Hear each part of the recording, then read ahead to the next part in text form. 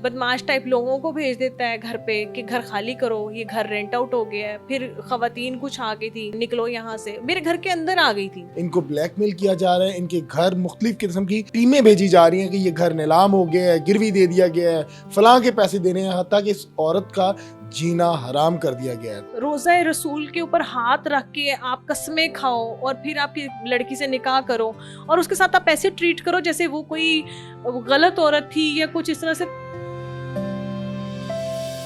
फरहान जो आपके शोहर हैं, क्या आप पे तशद्दुद भी किया करते थे? कौन सा दिन ऐसा था जो तशद्दुद नहीं किया जाता? वो पता नहीं कौन सी जगह पे रहा है, कहाँ उसकी परवरिश हुई है, मुझे नहीं पता, मगर वो औरत को इतना हकीर समझता था कि मारना और हाथ चलाना और किसी को जख्म देना उसके लिए मामूली बात था। मैं इनके घर गई हूँ, इनके दरवाजे के बाहर खड़ी रही हूँ, इनके वालिद साहब बाहर निकले हैं तो उन्होंने मुझे अंदर अपने घर के अंदर नहीं आने दिया। मियाँ बीवी को एक दूसरे का लिबास कहा गया है, लेकिन जब यही एक दूसरे के दुश्मन हो जाएं तो जिंदगी जीना मुश्किल हो जाती है। इसी की मिसाल आज हम आपको दिखा रहे हैं। मेरे साथ सीनियर एंकर पर्सन सना आगा साहब मौजूद हैं, जिनकी एक शादी होती है, प्रपोजल आता है और बाद में हक महर में इनको एक घर दिया जाता है। लेकिन शादी के 3 माह बाद ही वो शख्स जो इनसे शादी के वादे करके आया था, ज़िंदगी के वादे करके आया था, वो एकदम घर से फ़रार हो जाता है और इनको जो हक महर में घर दिया गया था उससे महरूम किया जा रहा है। इनको ब्लैकमेल किया जा रहा है, इनके घर मुख्तलिफ किस्म की टीमें भेजी जा रही हैं कि ये घर नीलाम हो गया है, गिरवी दे दिया गया है,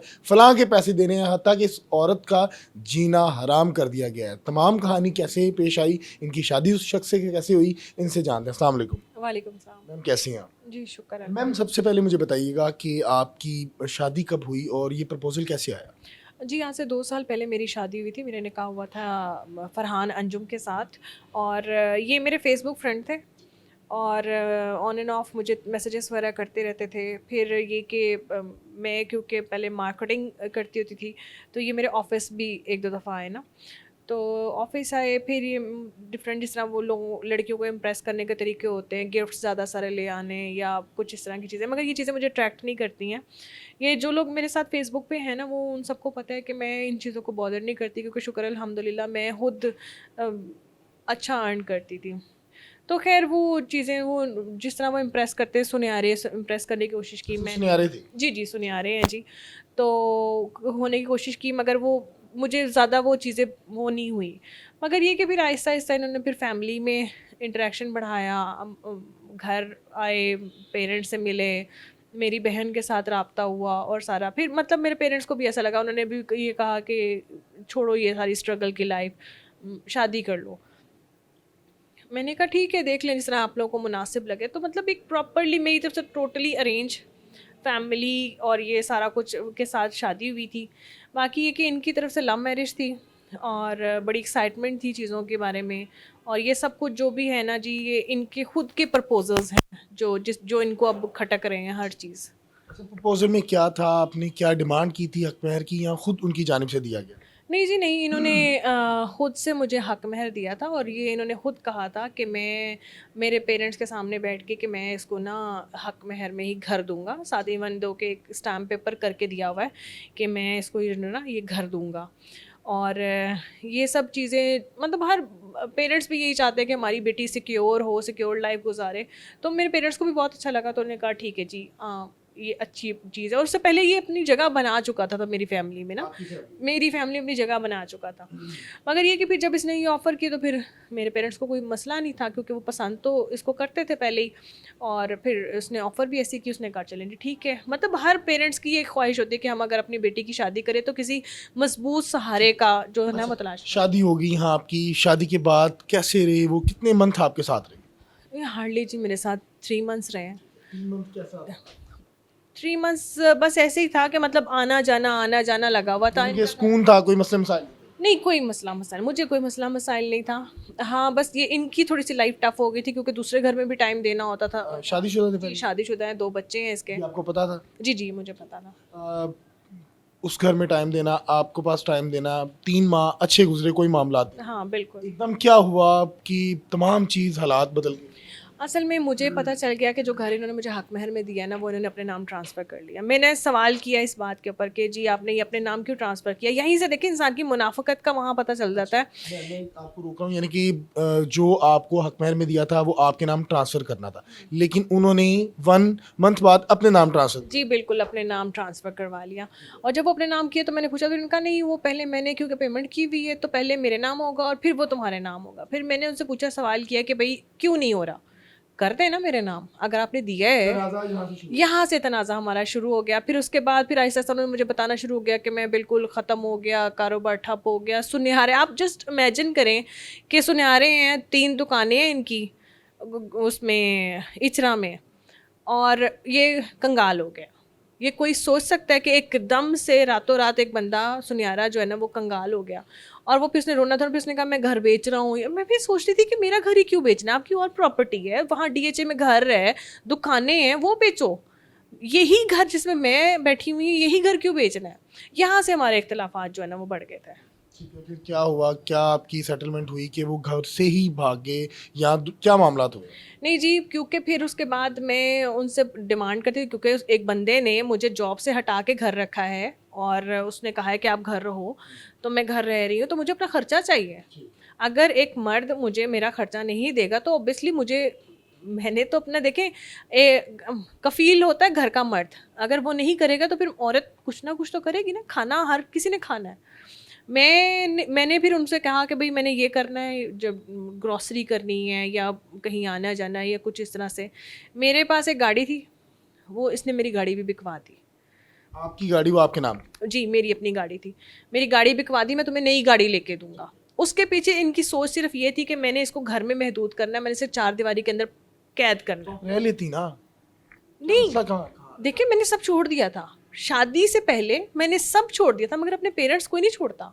अच्छा, वो कह रहे थे कि माँ बाप को भी छोड़। माँ बाप को घर से बाहर कदम ना निकालो। मैंने जाना कहाँ था, मतलब ज़्यादा से ज़्यादा बंदा को, ख़वातीन का ये होता है कि शॉपिंग करने चलेगी या अपने पेरेंट्स के घर चलेगी, मगर वो ये नहीं। औरत रिस्ट्रिक्शन जो है यहाँ आपको क्या शक की बिना पर लगाई जा रही थी कि यहाँ उनकी ख्वाहिश थी कि आप घर रहें? नहीं नहीं नहीं, अब जो मामला थे ना वाइंड अप की तरफ जा रहे थे। शक होता ना तो वो 7 साल रिलेशनशिप रख के वो मुझे ये ना बात करता। जो 7 साल परख लेता है ना, वो मेरे ऑफिस भी आते थे, मैं कैफ़े में एम्बेसडर थी कैफ़े की, वो वहाँ भी आते थे, वो हर जगह मेरे साथ चल रहे थे। तो अगर शक होता तो शादी ना करते। शादी कर ली आपने, शादी कर ली, उसके बाद जब आपको घर की बात आई तो फिर आप बीच में आप चाहते हो। असल में वो फिर ये चाहता था कि मैं किसी से राब्ते में ना रहूं और मैं किसी से बात ना करूं, मेरी सारी कम्युनिकेशन जो है ना वो ख़त्म हो जाए, और मैं मोबाइल, गाड़ी मेरे से छीन ली, मेरे पास मोबाइल था वो उसमें डिलीट हो गए थे सारे नंबर शंबर, नया मोबाइल लेके दिया। वो चाहते थे कि मैं इनको ना कहीं ऐसी जगह पे कैद कर दूं। मेंटली तौर पे वो मुझे तैयार कर रहा था उस चीज़ के लिए कि इसने मुझे अंदर कैद करके मुझे मेंटली तौर पे बीमार कर दिया था। मैं बीमार हो गई थी दिमागी तौर पे। क्या लड़ने के बहाने ढूंढे जाते थे या आपसे वो राह फरार अख्तियार करना चाह रहे थे? नहीं नहीं नहीं नहीं, वो राह फरार नहीं इख्तियार करना, वो चाह रहे थे कि मैं आऊँ और मुझे ये वैसे ही मिले, मगर मैं इसकी कोई वो पूरी ना करूँ, मैं इसकी कोई डिज़ायर पूरी ना करूँ, मैं इसको ज़िंदगी भी पूरी ना करूँ। आपके साथ जो वादे किए गए थे वो पूरे नहीं कर रहे थे। वो वादे क्या, नेसेसिटीज़ ऑफ लाइफ, खुराक, बाकी ये जो चीज़ें हैं हमारी, ये नेसेसिटीज़ ऑफ लाइफ है। अगर वो भी एक मर्द नहीं पूरी कर रहा तो इसका मतलब ये है कि वो आपको इरिटेट कर रहा है। ख़वातीन यहाँ से इरिटेट होती है। अच्छा, मुझे बताइएगा कि आपको कहीं ना कहीं ख्याल आया, हो सकता है फरहान जो आपके शोहर हैं, अभी भी आप उनके निकाह में हैं, कि कहीं ना कहीं वो डाउनफॉल आ गया हो, ज़िंदगी के उतार चढ़ाव में आ गया हो, कभी ऐसा ख्याल आया? देखिए जी, मैं उस हो बहुत सकता है वो सही हो। नहीं, वो सही होते तो वो मुझसे बात करते। मियाँ बीवी का ऐसा रिश्ता है कि अगर मर्द बात करें तो औरत अपने पता नहीं कहाँ से करके कहीं ना कहीं से अरेंज कर देती आपके है। साथ यानी कि टाइम नहीं था एक्सपेंड? नहीं, टाइम क्या स्पेंड करना, इन्होंने चीज़ों में कोशिश ये की थी कि मुझे वहीं पर घर की 4 दीवारी के अंदर मार दिया जाए। कोशिश इनकी ये थी। मगर क्योंकि मैंने आपको पहले ही बताया कि मैं बड़े मजबूत असाब की औरत हूँ, मैंने ज़िंदगी में मर्दों की तरह लाइफ गुजारी हुई है। मैं इन छोटी छोटी बातों को कभी भी बॉदर नहीं करती हूँ। मैं शायद उन ख़वातीन से बहुत आगे हूँ जो ख़वातीन घर में बैठ के रो पीट के अपना आप ख़त्म कर लेती हैं। मेरे एम्स हैं, मेरी ज़िंदगी के मकासद हैं। मैंने अपना चीज़ों को अगर मैंने ख़त्म किया ना तो मैंने सिर्फ इसलिए ख़त्म किया था कि मैं एक पुरसकून लाइफ चाहती थी, अपनी अपनी फैमिली की और अपनी सुकून के लिए लाइफ जीना चाहती थी। अगर वो भी इंसान को ना मिले और घर चार दीवारी के अंदर ही इंसान अपने आप को गंदा महसूस करना शुरू हो जाए, तो फिर इंसान को रिश्ता रखने की कोई ज़रूरत नहीं होती। फिर इंसान कहता है कि मैं यहाँ से फारग हो जाऊँ, यहाँ से चला जाऊँ यहाँ से। अच्छा, मुझे बताइएगा कि कितने दिन आपसे उनका राब्ता नहीं हो पाया, फ़ोन टेलीफोनिक या रूबरू? 2 साल हो गए। राब्ता नहीं हो पाया? सिर्फ 3 महीने ये जो है ना मेरे साथ राब्ते में रहे हैं, उसके बाद मेरा इनसे कोई राब्ता नहीं। सिर्फ और सिर्फ सोर्सेज हैं इनके जो मेरे दरवाजे पे आते हैं। क्या सोर्स हैं?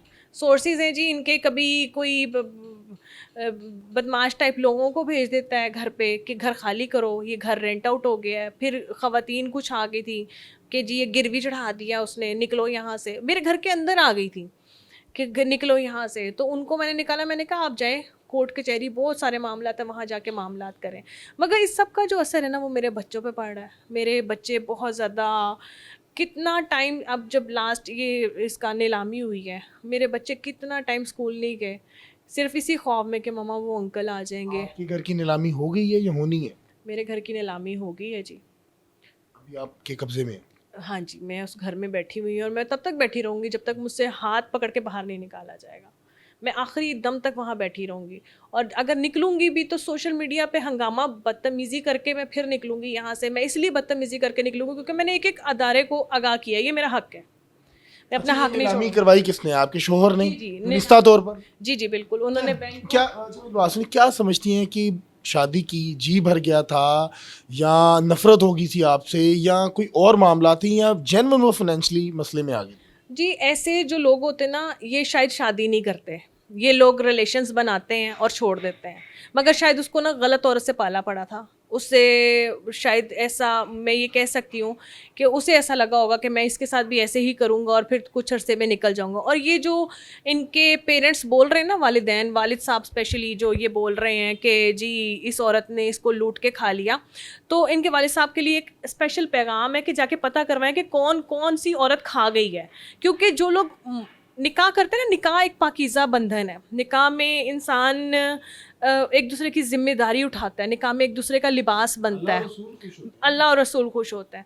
तो अगर आप निकाह रोज़ा रसूल के ऊपर हाथ रख के आप कस्में खाओ और फिर आपकी लड़की से निकाह करो और उसके साथ आप ऐसे ट्रीट करो जैसे वो कोई गलत औरत थी या कुछ इस तरह से, तो ये आपके दिमाग का फतूर है, ये आपके दीन की कमी है। आपके अंदर इल्म नहीं है। आप जाएं, पहले दीन सीखें और फिर मेरे पास आइएगा। क्योंकि हम लोग ये समझते हैं कि ये मामूली बात है, निकाह कर लिया और छोड़ दिया, ऐसा हरगिज़ नहीं है, इसका कफ़ारा है। बिल्कुल जी। निकाह जो है एक ऐसा पकीज़ा अमल है जिससे अल्लाह और उसका रसूल भी बहुत खुश होते हैं, और यकीनन ये करना भी चाहिए। और वो वालिदैन, वो माँ बाप, वो बहन भाई जो अपने बेटे को बेटी को शर देते हैं निकाह के मामले में कि देख लेंगे, कोई नहीं देखता, बाद में बेटी भी रुल जाती है और बेटा भी रुल जाता है। आप अगर किसी की बेटी को घर लेके आ रहे हैं तो उसकी इज़्ज़त रिस्पेक्ट करें, क्योंकि आप भी बेटी वाले हैं, और गिव एंड टेक है, जो आप करेंगे वो आपको मिलेगा। और अगर आप अच्छी काउंसलिंग करेंगे तो आपकी आने वाली नस्ल भी अच्छी होगी। मुझे बताइएगा कि फरहान जो आपके शोहर हैं, क्या आप पे तशद्दुद भी किया करते थे? फरहान, कौन सा दिन ऐसा था जो तशद्दुद नहीं किया जाता? हाँ, मगर उसकी एक क्वालिटी थी कि वो ज़ख़म देता था और साथ ही रोना शुरू हो जाता था, पैरों में बैठ जाता था। और शायद मैं उसको फॉर ग्रांटेड लेती थी, मैं उसको माफ़ कर देती थी। औरतें ऐसी होती हैं कि देखती हैं ना कि जब एक मर्द आपके पैरों में बैठ गया है तो माफ़ कर देती हैं। फरहान, पता नहीं कौन सी जगह पे उसकी तरबियत हुई थी, मगर औरत के बारे में उसका जो नज़रिया था ना वो बहुत गलत था, वो बहुत गलत था। वो पता नहीं कौन सी जगह पे रहा है, कहाँ उसकी परवरिश हुई है, मुझे नहीं पता, मगर वो औरत को इतना हकीर समझता था कि मारना और हाथ चलाना और किसी को ज़ख़म देना उसके लिए मामूली बात था। मिस, मुझे लास्ट में बताइएगा कि क्या चाहती हैं आप, मीडिया पे आने का मकसद क्या है? क्या आप उनसे सेपरेशन चाहती हैं या क्या मामलात हैं? देखिए जी, अगर मैं सेपरेशन चाहती होती तो मैं इनके घर ना जाती। मैं इनके घर गई हूँ, इनके दरवाजे के बाहर खड़ी रही हूँ, इनके वालिद साहब बाहर निकले हैं तो उन्होंने मुझे अंदर अपने घर के अंदर नहीं आने दिया। ये बेटियों और बहुओं के साथ ये लोग ऐसे ट्रीट करते हैं, ये इतने ख़ानदानी लोग हैं। मैं 2-3 दफ़ा उनके वालिद साहब को कॉल किया, फरहान को मैंने बहुत दफ़ा कॉल किया, उसने मेरी कॉल उठाई नहीं है। मुझे नहीं पता उसके दिमाग में क्या चल रहा है, क्या नहीं चल रहा, मगर मैं इतना ज़रूर जानती हूँ कि मुझे मेरा राइट चाहिए, और ये मेरा हक महर जो है ना, ये मेरा राइट है। और ये राइट मेरा मीडिया से, मेरा तमाम इदारों से, CM मैम मरीम नवाज़ साहिबा से ये रिक्वेस्ट है कि मुझे मेरा हक चाहिए, और वो भी हक महर जो मेरा शरई है। मैंने ये कहीं चोरी नहीं की, कहीं मैंने डाका नहीं डाला, कोई मैंने गुनाह नहीं किया, फिर मेरा हक महर अगर ज़ब्त हो तो ये सवालिया निशान है। ये सवालिया निशानत आप सबकी हुक्मरानों पर, आप सबके इदारों पर, पुलिस डिपार्टमेंट पे, सब पर सवालिया निशान है कि एक औरत अगर अपना हक महर छोड़ेगी तो इसके एवज़ आप लोग सोचें कि आप लोग कहाँ स्टैंड करेंगे। जी नाज़रीन, हमारे साथ सना आगा साहबा मौजूद थी, जिनको बड़ी मुश्किलात का सामना करना पड़ रहा है, और ये कोई और शख्स नहीं है, इनका ही अपना शौहर, जिनके साथ इन्होंने ज़िंदगी के वादे किए और निकाह किया, और हक महर में एक घर दिया जिसके इनको महरूम किया जा रहा है, इनके बच्चों के महरूम किया जा रहा है। और ये खातून इस टाइम तन तनहा तमाम जो इदारों का दरवाज़ा खटखटा रही है, खुदारा मुझे मेरा हक महर जो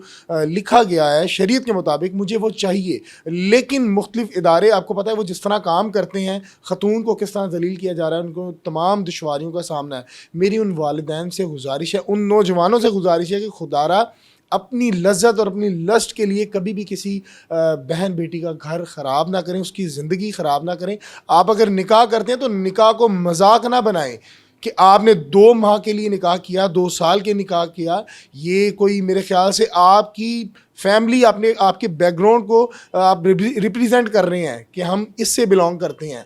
अगर आप निकाह तो एक पाक रिश्ता है जिसको लॉन्ग टर्म का नाम दिया गया है। खुदारा इसका मामला से जो है वो गुरेज करें, और अपने बच्चों की, अपनी बच्चियों की काउंसलिंग करें कि अपने मियाँ बीवी का इस तरह लिहाज करें कि जिस तरह आप अपने रब का कर रहे हैं। अपनी राय से कमेंट सेक्शन में ज़रूर गा कीजिएगा। मुझे दीजिएगा इजाज़त। अल्लाह ने के बाद।